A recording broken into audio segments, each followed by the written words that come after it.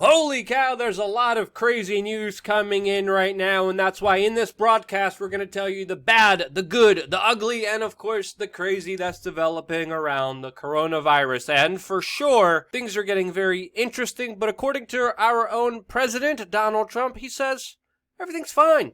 Just stay calm, as the executive office is trying to tell everyone that this virus will somehow go away, while the CDC is telling everyone, especially older people, to stay home, stock up on medicine and food for at least 1 month, while planning to be confined to their homes. And again, this is not a surprise to us. We've been telling you to prepare for a long time. We even had an official sponsor that we worked with for years that sold emergency food supplies that, by the way, was experiencing at least a 10-week delay in shipping. Their business has absolutely boomed, and they just opened up 2 new production facilities to prepare for the massive interest in their business, which is bringing the shipping delay down to now 8 weeks, but still an extremely long time, with many people, including this lady that wrapped herself with plastic shopping bags, preparing for the worst, while other parents are spraying their kids with Lysol in their face, while now toilet paper is now seen as the currency of the rich. And even now, amusement park arcade games have replaced toys with actual toilet paper as a prize to win here. So truly, we are living in extremely strange times that we're going to do our best to make sense of. Now, as someone who's a prepper, I'm always preparing for the worst case scenario, and some computer scientists looking at the data are making those projections, specifically in this instance saying that America will be in lockdown like Italy in just 2 weeks if this disease keeps spreading the way that it is. Now, the U.S. Surgeon General is warning that, of course, this situation will get a lot worser before getting better, but the trajectory and statements made by these scientists and other ones are honestly very concerning, and again, should be taken seriously. In this situation, I think it's better to be safer than sorry, especially after seeing the mayhem unfold in Italy, where many medical professionals are just overwhelmed and finding it impossible to deal with all the new patients coming in, leaving many people untreated, with, of course, a total lack of medical supplies and professionals being able to deal with this new emerging problem.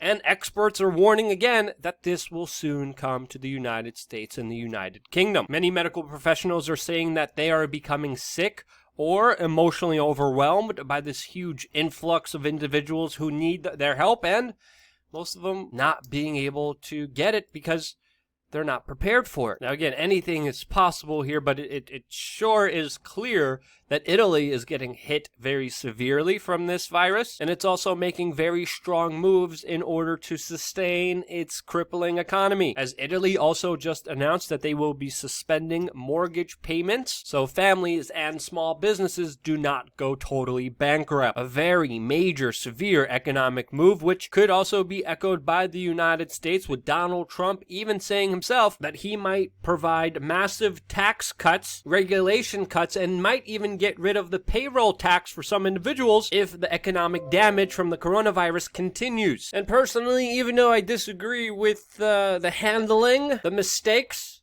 and the politics of this president, I think this is one good idea that people should stay behind. Because one, the economy is, again, just an entire make-believe land where math doesn't exist. The country is already in $23 trillion of debt. It's not like taxes matter, with the state just becoming more indebted and overspending money that they don't have, which Donald Trump is increasing.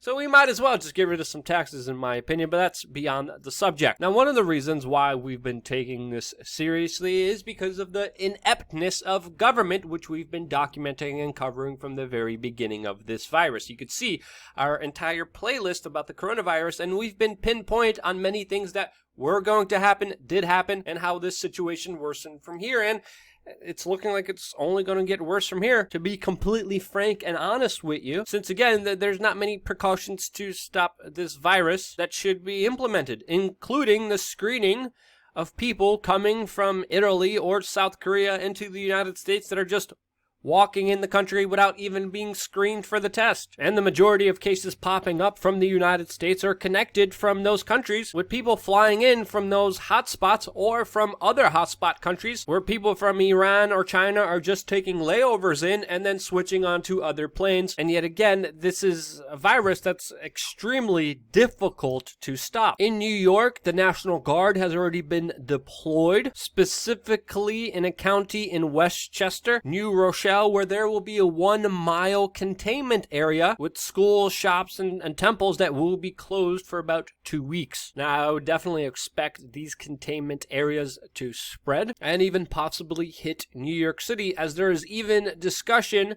of shutting down the New York City subway system.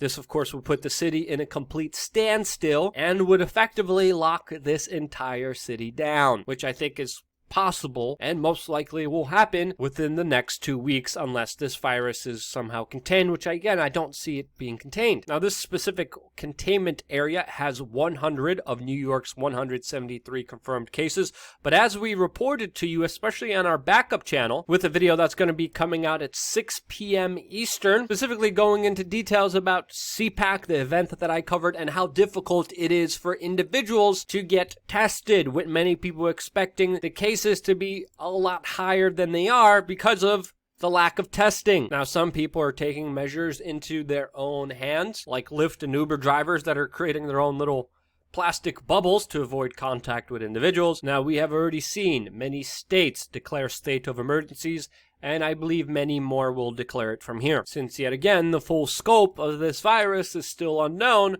because of the lack of proper testing. The Seattle-hit nursing home that was heavily affected by this virus has no kits to even test the 65 employees that are showing symptoms of this virus, but yet still officially are not on the tally of the people that are affected by it. And so far, only 8,554 Americans have been tested. But again, the CDC is understaffed, and again, as we've been saying, unprepared to do this, as they're even saying officially that there isn't enough people to keep up with the demand for tests. There's also government regulations that prevent private companies from conducting these tests, and also an FDA regulation that bans a 15-minute test from being improvised. So yeah, that's some of the bad news that we should be taking serious. And while looking at this scenario, again, as I've been saying, it's best to take all the precautions and to take this seriously. Now, some of the good news is that there have been positive steps being made, such as hospitals finally offering drive-through coronavirus testing that allows people to be safe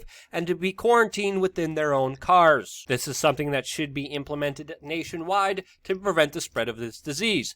China is also reporting that they are about to declare victory over this coronavirus outbreak, as even President Xi visited Wuhan. Now, this is actually a little bit surprising, since President Xi has been missing for a very long time. We could only hope that this is not one of his impersonators, but there are initial reports coming from China that they did close all of its 14 makeshift hospitals, and that they allegedly have the situation under control. The city of Beijing is also reported to soon resume work and, quote, social activities within days. This is a city that was previously quarantined, has about 900,000 people. And is this true? Well, one could only hope, since the Chinese government is an authoritarian, lying government that has been arresting doctors and journalists, has refused help from the international community, and has massively run a cover-up about exactly what happened here, starting, of course, in their city of Wuhan. That was the only city in China that had a level 4 lab facility that was linked to a bioweapons lab program. It's also important to note that the Chinese state doesn't usually have a priority for human life, and doesn't really care about it. And this was one of the signs that I saw China actually willing to compromise some of its economy to help save lives, that made this story stick out for me from the very beginning, and also made me want to take it seriously. Now, is China telling the truth here? Well, one could only hope, but I wanted to leave this larger question to you. Do you think that this disease virus will be in decline, like allegedly in China? Is it even happening allegedly in China? Will new better weather prevent the spread of this disease like the flu or cold? Well, voice off. Let me know what you think in the comment section below, which of course I answer within the first hour that a video is out. Click the subscribe button and the notification button if you want to be a part of that conversation. And most importantly, thank you for this possibility and this chance to be able to work for you. We have a second channel. We're releasing a lot of good videos on there, including a very important update about Eric Weinstein and of course Prince Andrew that just came out a few minutes ago. Check out the new channel if you haven't. The link will be in the description. And once again, thank you, amazing human beings, for being here with me. I love you guys. Stay tuned for more here on wearechange.org.